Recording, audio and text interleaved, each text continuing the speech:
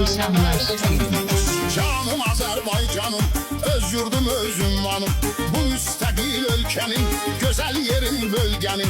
Kendi rayonu çoktu, tay beraber yoktu.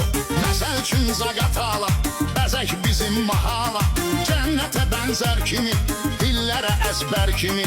Gəlir ora turistlər, bir gələn yenə istər. Çünki gözəl havası, dərdə olan şəfası. Həyat verir insana, yaraşır Azərbaycana. Mərdi giddi milləti, unutmaq olmaz qəti. Bu yerdə vardır vəli, heç olmasın əngəli. Vardı gözəl dükanı, öz yeri öz məkanı.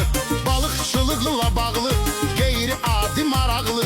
Ləvazimat ordadır, balıq onun üçün tordadır. Balıqçılar eşitsin, kim istəyirsə getsin.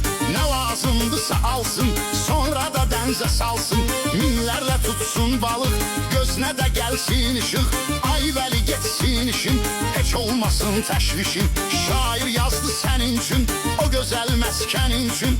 Həmişə canın sağ olsun, hər işinə ruzid olsun.